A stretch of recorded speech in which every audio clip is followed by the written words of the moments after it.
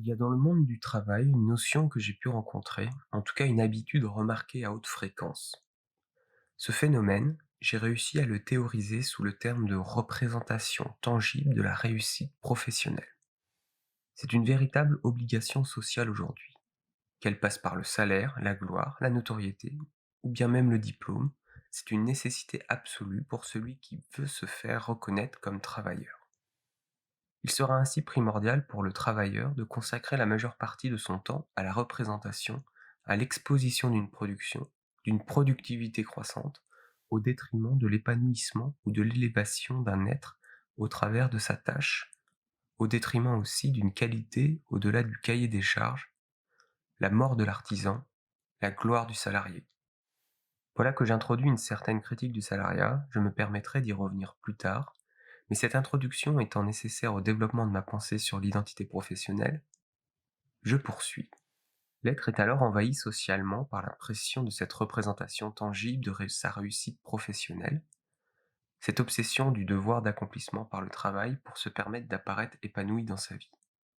Si je peux me permettre un aparté, vous entendez qu'il est presque incongru de penser, comme dans le modèle japonais, qu'il faut vivre pour travailler.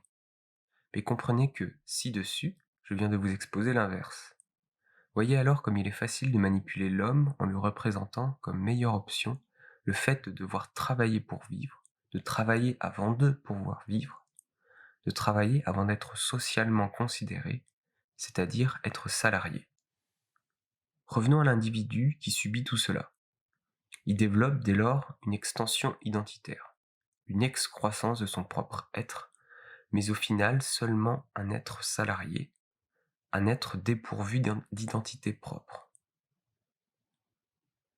L'identité professionnelle, aussi valorisée qu'elle puisse être, pouvant souder les personnalités au sein d'une corporation par exemple, fait montre d'un sacré revers de médaille.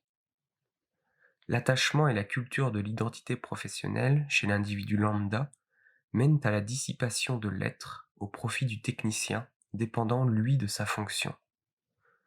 J'entends jusqu'ici que l'être est l'individu dans son individualité, ou individualité, comme pouvait le dire Jung, par opposition à un autre qui perd son individualité dans une identification professionnelle.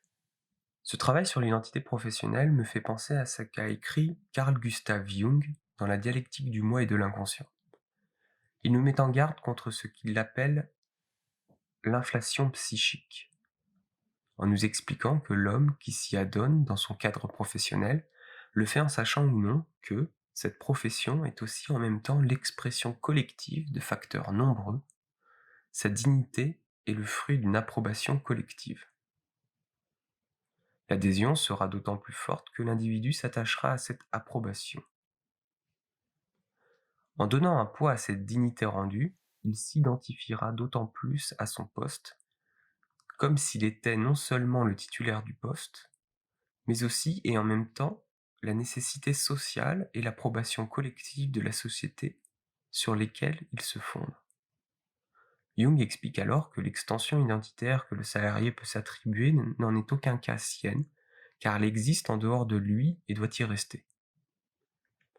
Si je pouvais compléter une telle pensée, je dirais qu'elle n'est d'autant pas sienne que si le travailleur souhaite se détacher au travers de sa tâche en sortant des standards, il s'extirpera de ce qui lui permet de s'identifier collectivement et d'ainsi sortir de sa condition.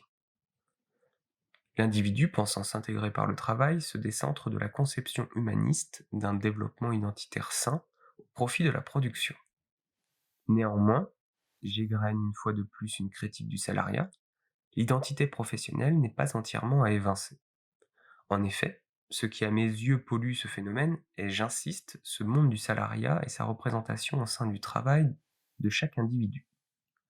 Une philosophie saine du salariat se rapprocherait ou reprendrait celle de la corporation ou du compagnonnage, validant alors ce que pouvait dire Claude Dubar, à savoir que l'interaction entre les pairs permet l'élaboration de l'identité.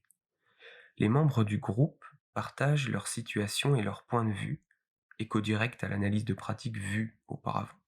Ils élaborent ensemble des solutions afin de construire de nouvelles façons de faire, d'être, et de tendre vers l'amélioration des pratiques par des valeurs communément validées. Ici, Il n'est en aucun cas question d'attendre une reconnaissance, en dehors du cercle des pairs, en dehors de la corporation, que serait la validation d'administrateurs ou de législateurs.